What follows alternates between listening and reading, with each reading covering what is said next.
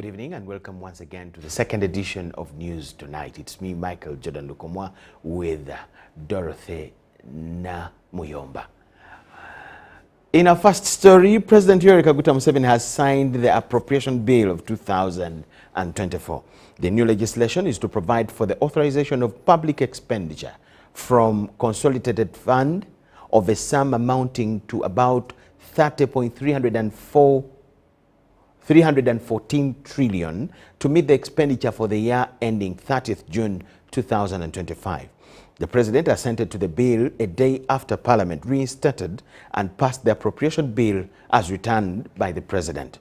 The bill was first passed by Parliament on the 16th of May 2024, but objected by the President after Parliament usurped the powers by the Executive of reallocation. In his letter to Parliament, the President decried sabotage, indiscipline and corruption by Parliament, citing that in the last 4 years, Parliament has sabotaged the national priorities to the tune of 7 trillion shillings. The House, which sat on Tuesday this week to reconsider the bill, pronounced itself of transparency amid accepting the blame to reallocate funds in the 2024-25 national budget. Speaker of Parliament Anita Among, backed by the MPs, blamed the accounting officers of respective ministries of fronting unfunded priorities, hence confusing the budget process.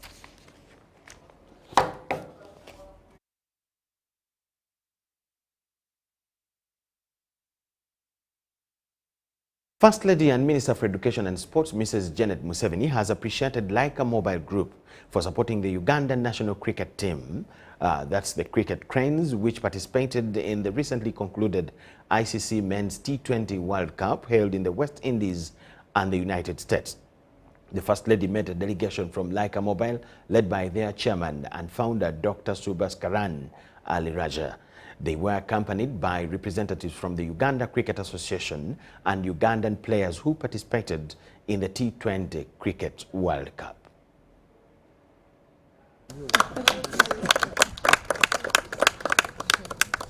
Mrs. Museveni welcomed back the Uganda cricket team and recognized them for forming a national team that qualified for the first time to participate in the International Cricket Council Men's T20 World Cup 2024. She hoped that the Cricket Cranes qualifying for the World Cup would be a step in the right direction if young people remain focused and receive the right supportive investment in the game while staying accountable to the country and each other.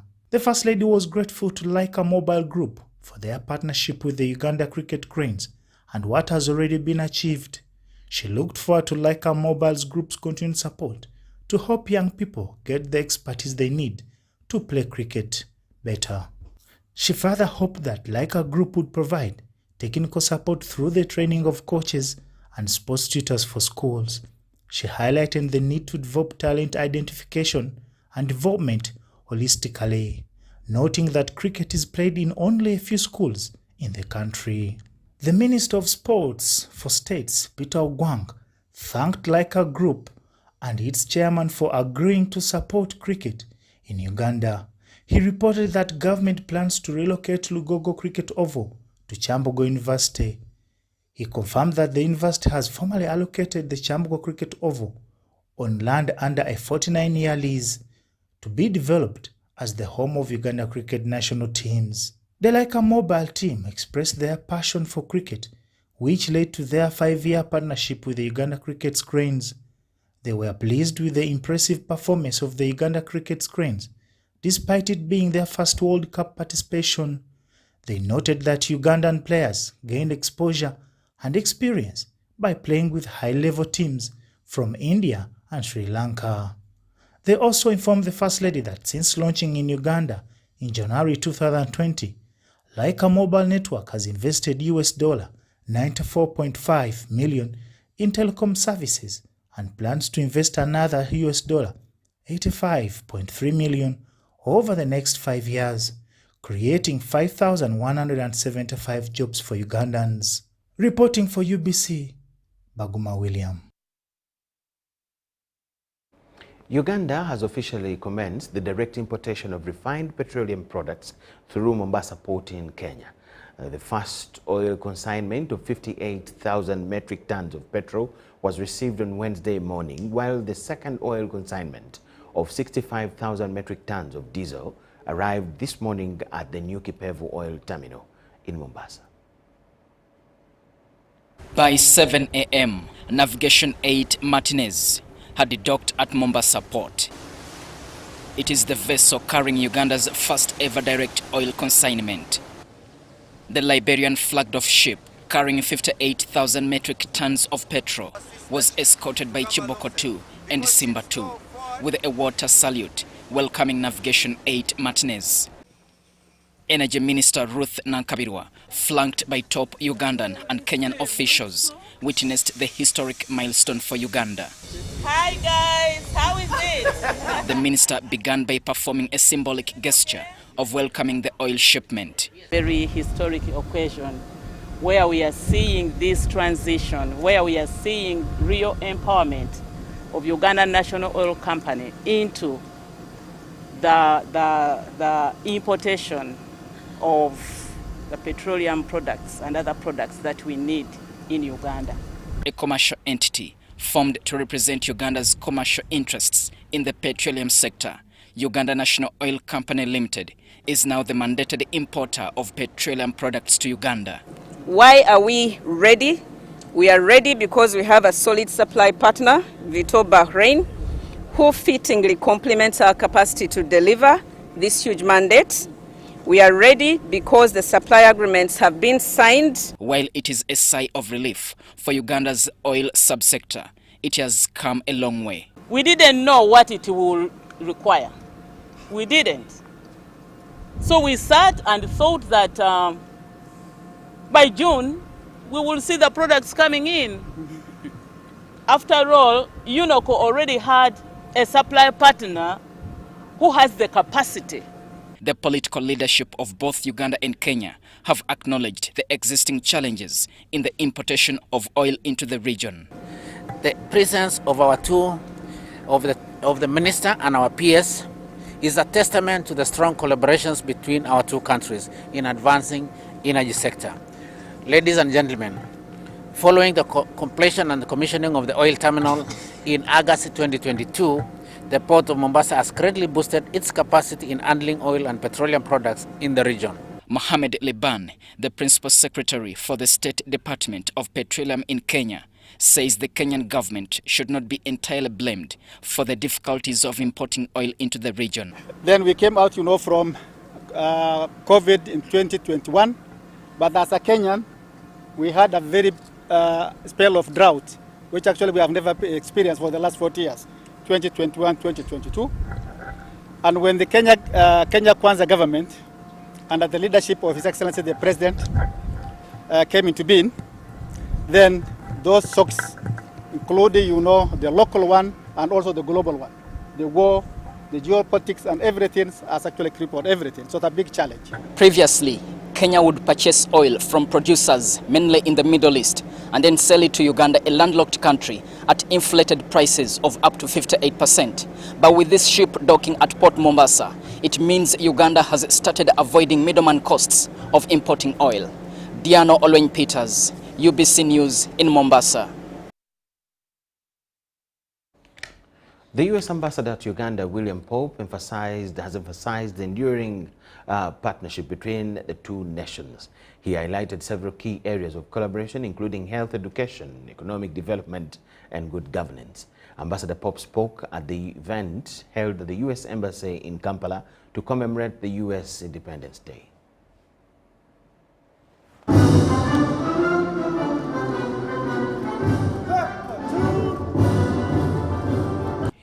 The U.S. Embassy in Uganda has marked the U.S. Independence Day at an event held at their embassy in Kampala. In his address to the gathering, which included government officials, members of the diplomatic corps and civil society, Ambassador Pope acknowledged the long-standing history of U.S.-Ugandan relations. Ambassador Pope underscored the U.S. commitment to investing in the Ugandan people.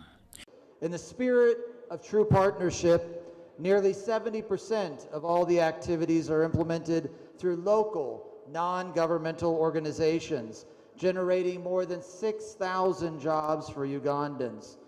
Ultimately, our focus is investing in people by providing opportunities for Ugandans to gain skills in research, innovation, and advancing real solutions for health, agriculture, governance, and job creation.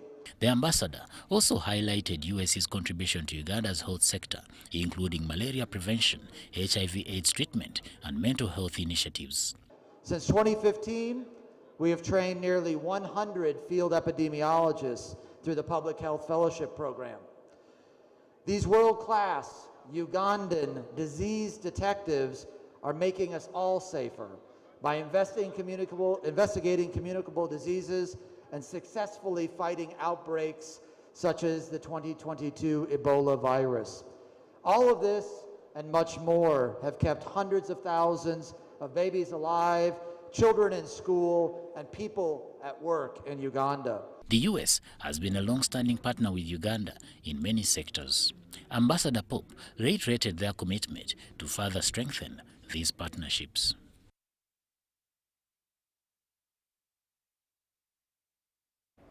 The new digital vehicle and motorbike number plates that have trackers is set to roll out for private vehicles and motorcycles in November this year after the project has been piloted on government vehicles. Minister for Security Jim Muhwezi says that the factory producing the number plates and other facilities is set for the replacement of the old analog number plates.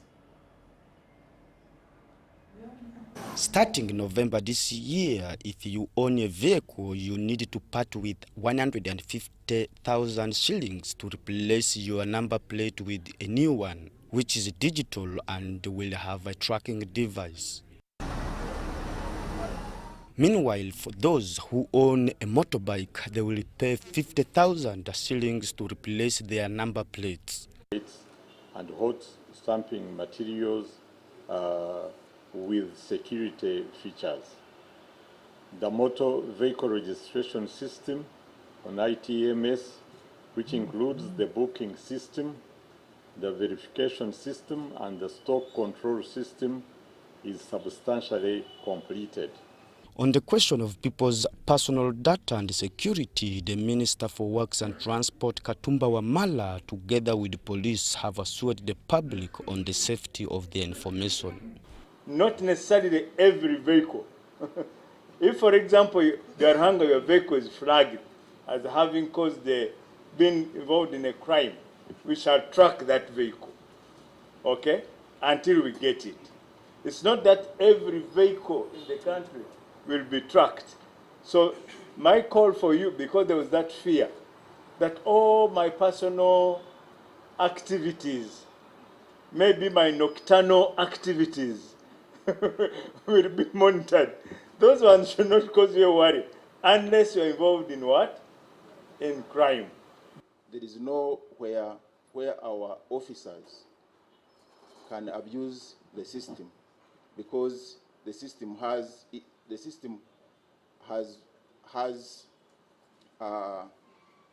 integrity checks. It has integrity checks. For every action carried by a police officer, there must be a report made at a police station.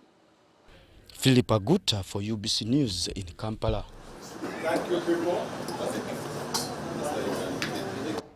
The Kampala capital city litter bins are being vandalized by unknown individuals, resulting into missing parts needed to contain garbage properly before collection by KCCA.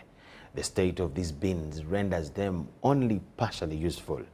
As Tony Kent Chaz and Ivan Kahwa engaged the KCCA leadership on how Ugandans can protect such assets to ensure a clean city. During Uganda's hosting of the NAM and G77 summits in January 2024, Kampala Capital City Authority procured over 10,000 litter bins to enhance waste management in the city.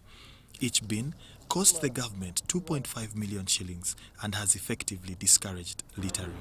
Of course, I already see them on the streets, up roads, yes. Wasanze kuba buno buliko wano kawane. Ebifo ebirala tewali ogende eyo tewali. Buliko wano kawane kuisifurule. Waliwo kati waliwo abatukula naye waliwo abaalema. The presence of these bins is a blessing to those earning a living from collecting what might be considered useless. They are also being used as advertisement boards. Kuba buli kye basuula mu kasasiro bakigula ziba ssente, buli kye bateeka mu kasasiro ezo ziba ssente. Segera naye kati usinga babikuŋŋaanyizanga wamu segeeza basobola okukolamu ekintu ekyaki ekyenjawulo. Raymond, who collects plastic from these bins, gathers approximately 20 kilograms daily, earning a livelihood from this activity. Kuba singa bwade ffe nga tetubikuŋŋaanya singa obukyafu bungi, kuba buno obucupa tubulonda ne tulondamu n'ebibokisi, kuba oyo yonna abeera kasasiro. Naye bwe tuba tumukuŋŋaanyizza ne tumutwala ate gye bamulongoosa ne bamukolamu ebitegeerekeka, Kampala abajja kulongooka. His collection reflects the consumption rate of plastic packaged goods in the areas he collects plastics from. Naye kuba nze ndaba kiri ku muntu nga ye omuntu okwefuga n'agamba kati kino kyekifo kye nteekamu oba okiba kuba tetayinza sula kasasiro ng'ekifo wamuteekawo waali. With his hard-earned money, he designed a cart to facilitate transporting his collection to selling points. Kubanga we mbikuŋŋaanya okuva eno Mulago paka eri Katwe biba bimenya nnyo, naye kati wano biba tebimenya. Nsinga butunda Katwe naye nga purayisi yaabwo kiro emu ey'obucupa eri ku nnusu 8. Ate zinene bokisi kiro emu ebeera ku nnusu 4. Despite the initial benefits of these bins in maintaining cleanliness, several months after the NAM and G77 summits, some have fallen victim to vandalism. N'abatukola bubi be bana babbo oluggi balutwala bonna baateekawo namulayini awo bagenda babbako oluggi bonna tubulina oluggi bonna okiraba. So we appeal to the entire city. These rights or these interventions are your own. Let us protect our infrastructure. With the majority of litter bins in this state open and exposed, the rubbish meant to be in here ends up displaced. Displaced by humans, displaced by weather, for example heavy rain, displaced by heavy winds, or perhaps as well displaced by passing animals. Where does it end? In the roads, in the air, and in the neighborhoods. That garbage will block the drainages. When it rains, the runoff will get onto the road. When it gets onto the road, it will erode the tarmac that we'll have put there and cause potholes in the road. Now, instead of KCCA going ahead and repairing or constructing more roads, we end up coming back to do repairs. And we are the very people who suffer with the potholes. Some motorists habitually throw bottles at these bins while in transit. Waliwo abamu abateeka webiri, waliwo abalala bo nga basuula we basanze nga tebafaayo kuteeka mu bifo we balina okukola ki oteeka. To reinforce waste management efforts, Kampala Capital City Authority, in collaboration with partners, has installed garbage skips alongside the existing litter bins. We are currently freely collecting from over 270 villages.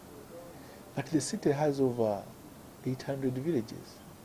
We may not be able to get to that place. That's why our predecessors in 2008 passed the solid waste management ordinance in 2008. Now, it is under that we have these concessionaires working.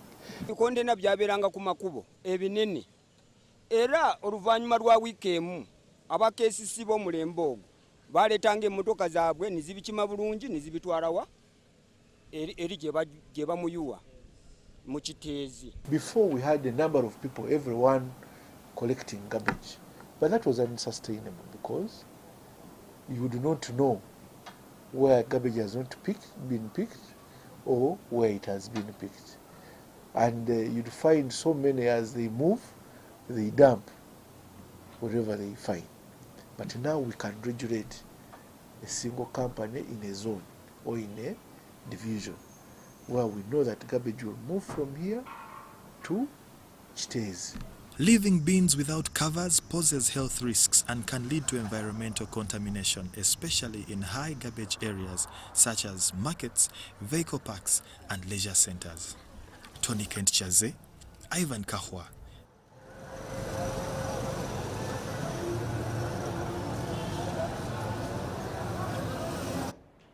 The restoration of Makerere University's iconic main building is nearing completion, according to Vice-Chancellor Professor Barnabas Nawangwe. The contractor Excel Construction is currently applying the final touches and has successfully restored the building to its original structure, while also incorporating modern fire response systems. The historical building, also known as the Ivory Tower, caught fire on September the 20th, 2022, resulting in the loss of valuable historical artifacts. Our reporter Joseph Wule visited the main building and reports. This is Makerere University Ivory Tower, back in its original shape and form as it was constructed by the colonialists. The historical building, also known as the Ivory Tower, caught fire on the night of September 20th, 2020, resulting in the loss of valuable historical artifacts. However, the restoration project has not only revived the building's colonial-era architecture, but also integrated modern technologies. This, as we speak at the moment, it's at 85% completion. The Vice-Chancellor, Professor Barnabas Nawangwe, also an engineer, emphasized that the restoration used advanced technologies, making interior more digitized compared to the previous structure. The original building was completely just masonry, brickwork only. There were no columns, and therefore it was very easy for the walls to crack under the intense heat. And once the walls cracked, their loading bearing capacity was compromised, and we could not save the building. So the whole building had to be pulled down, and we have used modern technology to reconstruct it. The final touches are lit with notable contemporary additions like the modern elevator.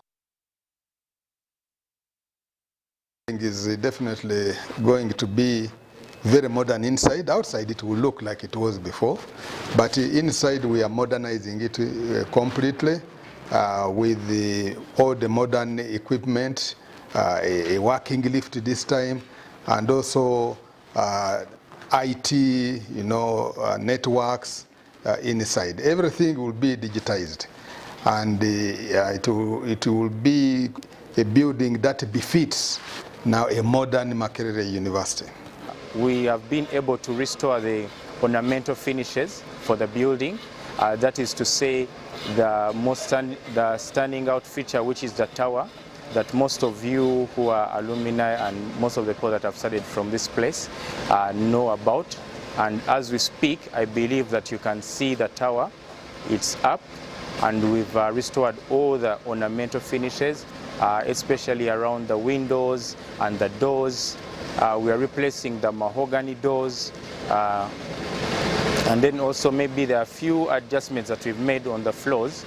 That is to say, we've brought in granite tiles where we had terrazzo and where we had polished screed. At the moment we're having porcelain tiles. Professor Nawangwe says the iconic building, unlike the previous one, is likely to limit offices. The council decided that we decongest the main building so that it can have only those functions for which it was originally built. He was gratified by the government and other partners for funding the restoration project. We want to thank the government of Uganda that provided all the funds that we needed for the reconstruction of the building. The contractor is expected to hand over the completed building on the 23rd of August 2024, and the university plans to reopen it in October this year. I'm very happy to witness the ongoing works of the restoration of Makerere University main building. We really thank Excel Construction Company Limited for the good work. The restored Ivory Tower symbolizes Makerere University's legacy of resilience, knowledge and progress, continuing to inspire the future generations. Joseph Buule, UBC at Makerere University. The Director Mobilization at the NRM Secretariat, Rosemary Seninde, has addressed circulating rumors about transporting attendees of the NRM Chairman's Thanksgiving event tomorrow at Kololo Independence Grounds. The clarification comes in response to claims from some of the party's northern mobilizers like Akelo Sylvia, who expected transport refunds for attendees from their region. A group of NRM mobilizers from northern Uganda stated they were instructed by the NRM Secretariat's Mobilization Department to arrange buses for willing NRM supporters from northern Uganda to travel to Kololo Independence Grounds. They claim the Secretariat initially agreed to fill the buses, but they were informed this morning that this would not be the case. So the promise that was given to us at first was to mobilize, and the transport facilitation, the fuel would be given to bring people for this celebration. But the content of this letter is to send a message back to the communities that I was given to mobilize that there is no transport refund, there is no transport facilitation, no allowance, nothing of such.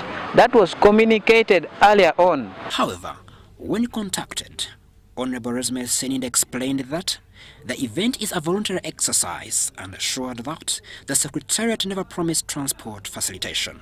But I told them this function is not organized by the Secretariat. And the Secretariat has never promised transport. And it is what I have said and told them from day one. For example, we were mobilizing people from parishes, five per parish in the entire northern Uganda. We mobilized the district councillors, we mobilized chairperson LC3s, we mobilized members of the press, we mobilized members of the NRM Secretariat at district level, and we also mobilized the NRM leaders, the mainstreams, and then the leagues. She emphasized that it's not financially practical to transport everyone and no funds have been allocated for this purpose. The truth of the matter is, from day one when we started mobilizing, we told people this is a voluntary guidance activity. We obtained a letter signed by Rosemary Seninde clarifying this matter.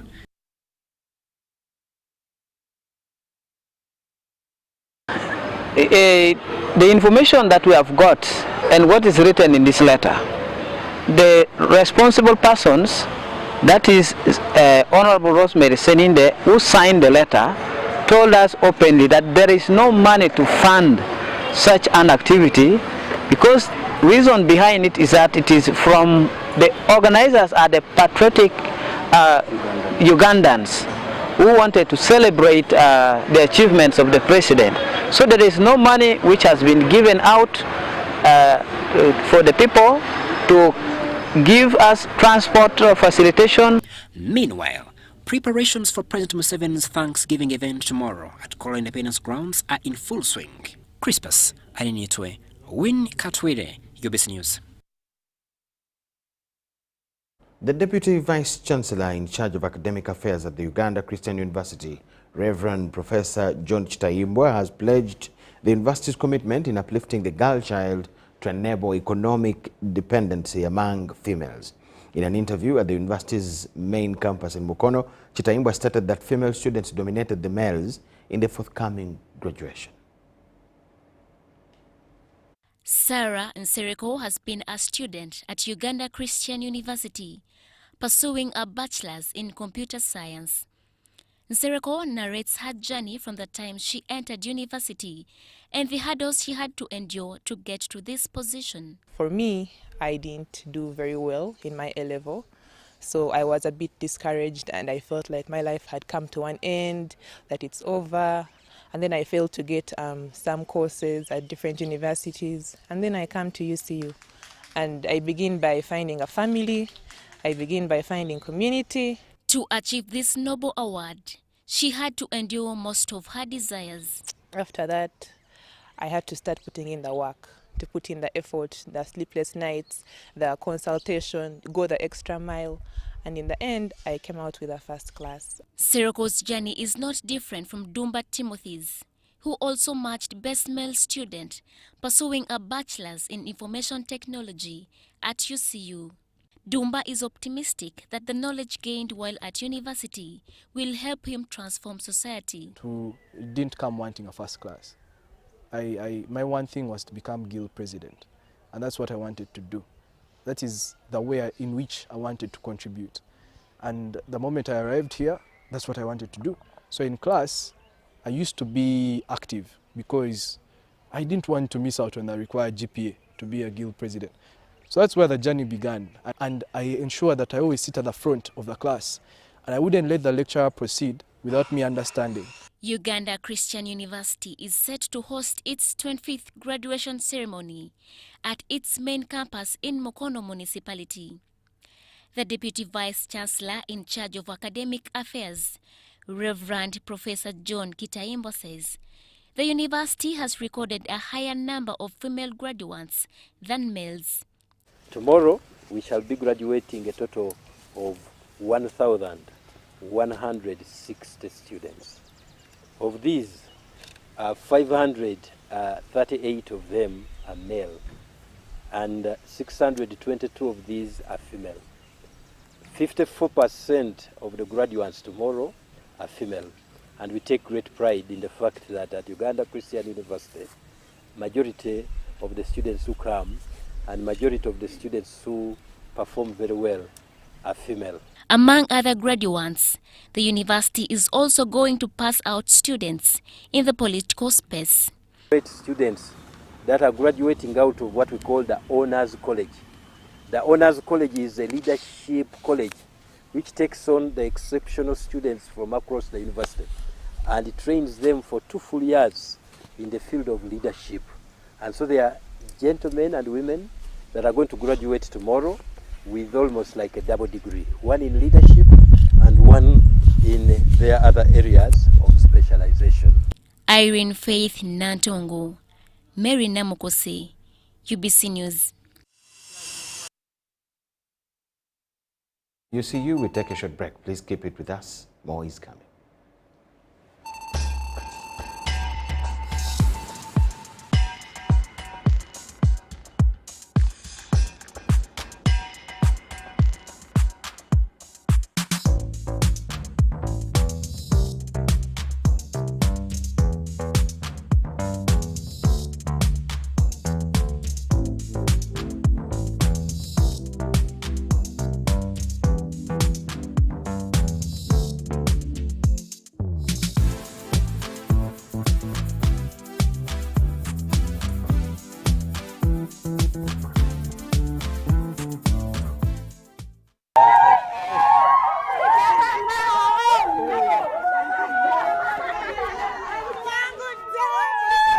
Amanya gange nze Namtebi Sharon nga nkolera wano wennyini Saka Kirombe oba Makindye. Empangula gye nawanguddemu ssente mbadde nga nkozesa mobile money nga nsindika school fees w'omwana ku ssomero. Okutegeera nti mpangudde nze mutima neegambye nti kambalinde bamale okujja ndyoke nzikirize nti mpangudde. Kyennyinza okubagamba nti si byabafere weewaawo abafere gye bali naye ennamba eri emu yokka era bw'eba ekukubidde omanye eyo si yabafere. Mpulira bulungi nnyo era ndi musanyufu nnyo. Naye MTN mobile money mbebaza nnyo mwebale nnyo mwebalire. Together we're unstoppable. Gold. We all want it. That soft yellow glow of a subdued sun in your hands. That precious polish of elegance. To hold it is one thing, but to taste it is everything else. Relish the satisfying taste of a beer, unmatched in quality, unmatched in consistency, and with 23 Global Gold Awards. A beer unmatched in gold.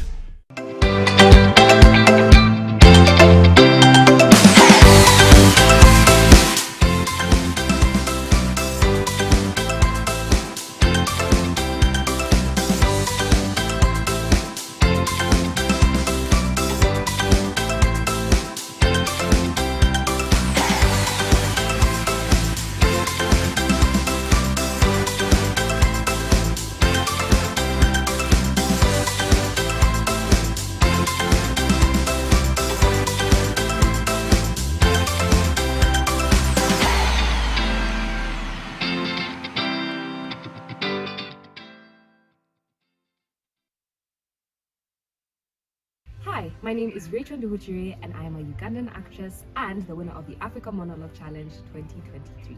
Now, thanks to your immense support, the Africa Monologue Challenge Season 2 is coming to Uganda between July 25th and August 20th. Africa Monologue Challenge is looking for passionate Ugandan storytellers to take part in a Pan-African short film that will showcase Uganda to the rest of the world. To be a part of this, all you have to do is weave a captivating narrative that captures Uganda's cultural heritage while fostering connections between 10 diverse individuals from 10 African countries. This short film will be shared to over 50 film festivals. Now, to find information on the AMC 2024 finalists, visit www.africamonologue.com. Please submit your short script, which should be 10 pages for a short film between 10 to 15 minutes, to africamonologue@gmail.com before 30th June 2024. Now, let's talk about rewards. The selected script will have the writer's full name in the end credits. You will get a chance to collaborate with amazing filmmakers from all over the world. You will get a small token for your creativity, and you remain with full ownership of your script. Let's work together to create a Pan-African film that will echo African stories throughout the world. Faith, love, miracles! Did you miss the recent Sifan Crusades? Don't worry! Christ for All Nations bring you 7 crusades closer to you! Powerful divine deliverance from bondages, yokes and curses! Salvation of souls, family restorations and miraculous healings! Don't miss CAMPALA Nubanga District, Tororo, Pabo, Kaliro, Masindi, Soroti and Bidibidi Refugee Camp Crusades from June 24th to July 15th, 2024. Come and receive your miracle!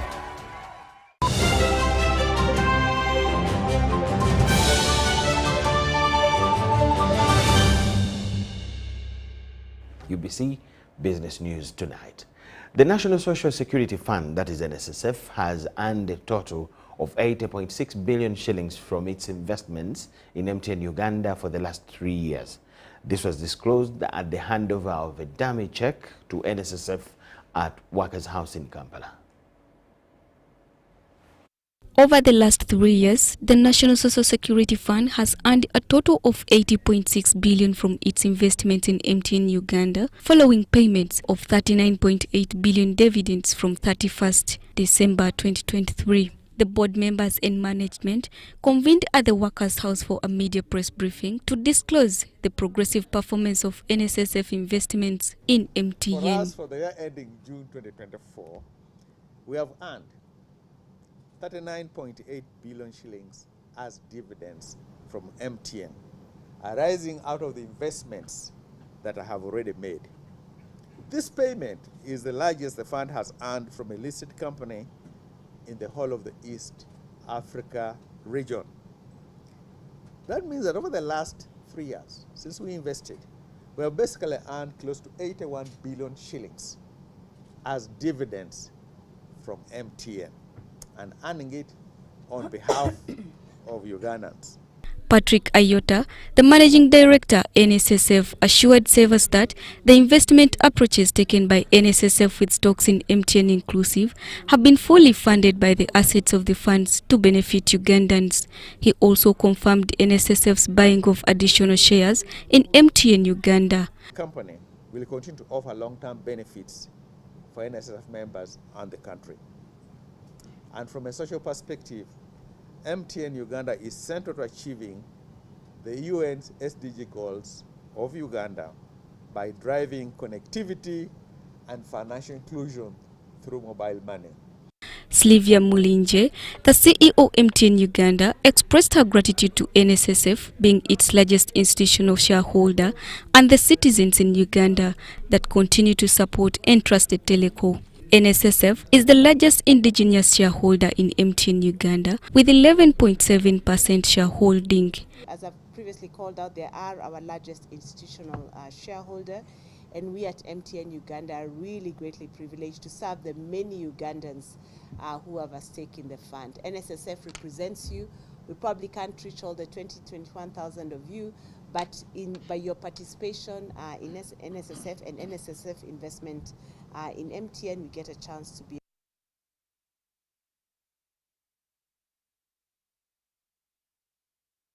Ministry of Energy and Mineral Development with local and international partners will hold its second Uganda International Power and Electricity Expo 2024.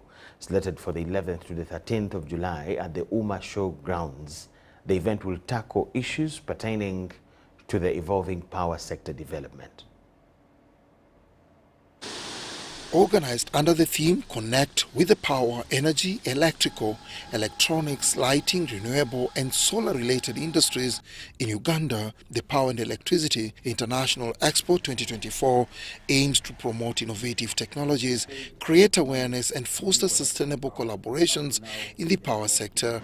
As part of the energy transition plan, electricity will play a central role in shaping our energy mix, aiming for a low carbon and climate resilient economy in line with the Paris Agreement and Uganda's nationally determined contribution. The Expo brings together several stakeholders ranging from policymakers, regulators, manufacturers and suppliers, among others. The event is anticipated to provide networking, partnership and business opportunities in Uganda's power sector with global players from India, United Kingdom, United Arab Emirates and other regions. These partnerships will foster technology transfer and strengthen our financial capabilities as a country. A highlight of the event is the Power and Electricity Forum 2024 on 12th July, a one-day conference themed the evolving power sector landscape. Meanwhile, the Ministry of Energy has disclosed that the testing of Karuma Hydroelectric Power Station is going on well ahead of its official commissioning in August this year. So the dam actually has passed the tests, and now we commissioned it technically on 12th June, and we expect to give it a political commissioning in August. But currently, yesterday, 3 turbines were running, providing 230 megawatts into the grid. So we have adequate electricity for our country. So that's why you now... Okasa Yopolot, the State Minister for Energy, also clarified the recent national power blackout and its connection to the Karuma power project. We're testing the stability of our transmission line, and we injected 630 megawatts into the grid. The grid got a shock and there was a blackout of about 1.5 hours, and we were able to recover it. We're always telling the community we are actually testing our equipment, so you should be prepared for these dark spots. Dennis Igor, UBC News.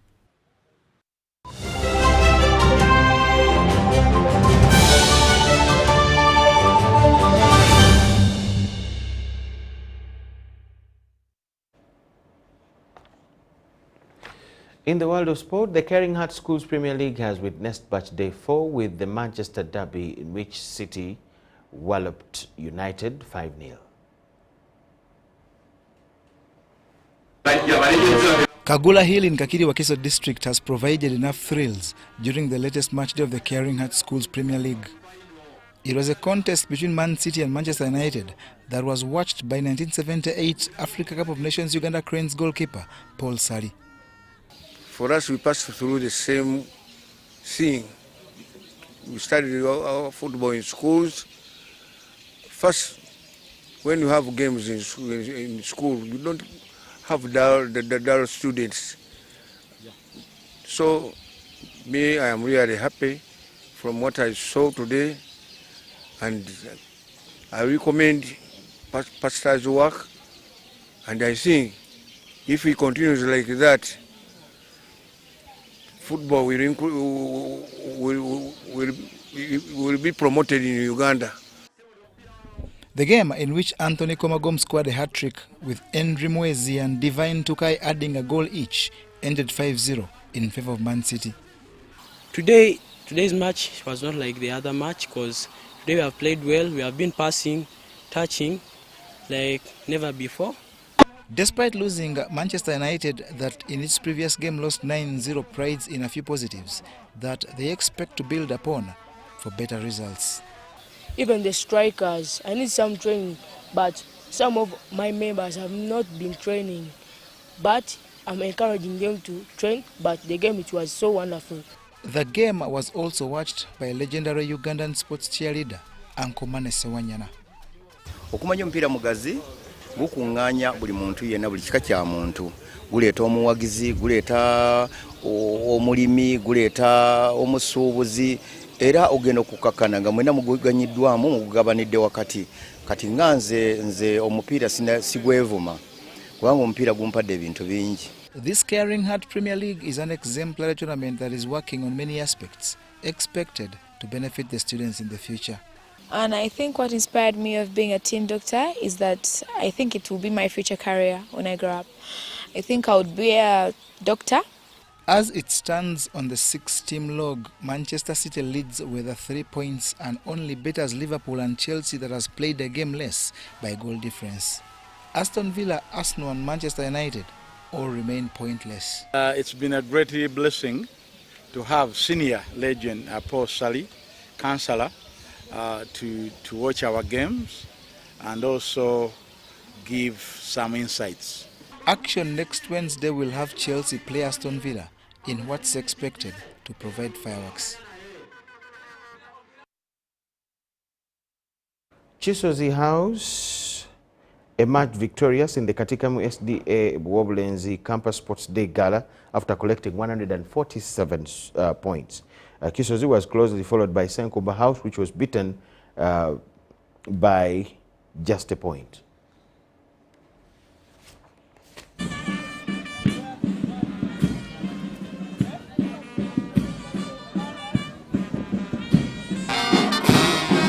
I want to tell you, guest of honor, we are not only proud of this institution because of games, but we are proud also of this institution because of its performance in academics. Guest of honor, I want to bring it out clearly that in the past performances, as you are very aware that Katikamu came out a mega performer in sciences in Royal. And we hope and we promise it's not only in sports, but even this year, 2024. I want to echo it out even to my fellow teachers that Katikamu is expected to be at the top. It means more. We are praying for you as the board. Well, there is no single school in Uganda that will come out and say we have all the required sports facilities just because of financial constraint. The most challenging part of our sports development in this country is sports facilities and sports personnel who can help train children in different sport activities. So the most tricky part of sports development in Uganda is sports facilities. That is not sufficient and enough to the different schools because of limited financial support. We need to develop all the talents, like in life. If you try one business and you fail, you join another. So if you have a child try to be an athlete, he can play netball, he can play volleyball, he can be all around. Sometimes can achieve more than more when he's multi-talented. And we do advocate them also to advocate or to transfer those skills in their real development as earning money, earning something, so you can develop the family, you can get scholarship as they are still students. So it is an advantage to join sports and at the early age, like where they are. There you are. Next year I promise you we have fireworks.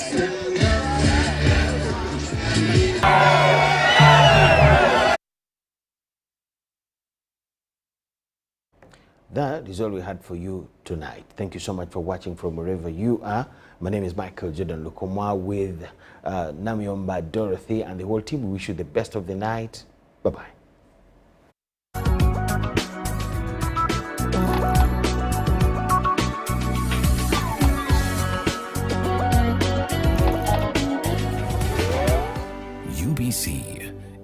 inspiring Uganda.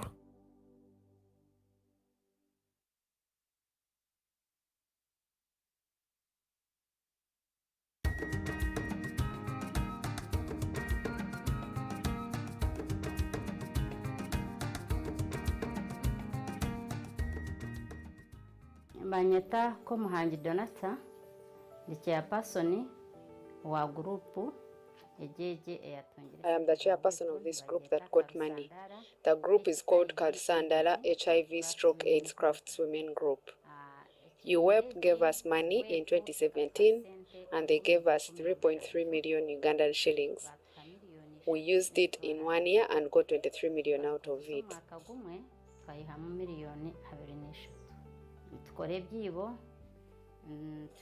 We do baskets and kitchen gardens, and we also have a saving group. We thank UWEP because this money helped us as women.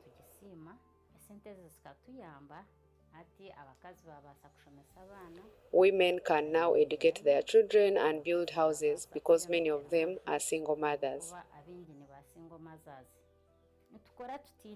We work without jealousy because we want to leave a legacy that even those who will be around tomorrow will appreciate.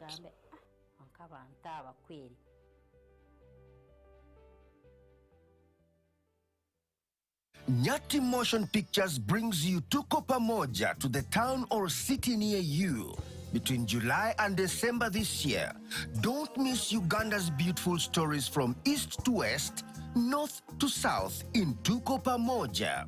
Uganda as we see it today never had a name. It had the regions that make it. The battle for protecting the sovereign Uganda was lost in Dokolo. Uganda, fortunately for us, is a confluence of all these races, the races of Africa. Bunyoro would have simply created an East African community that we are looking for today. The rulers of Bunyoro are actually Iluos. Genetically, we are even similar people. We are one. Use that word, Pamoja. To get a ticket, call 0778-787-660. Tuko Pamoja?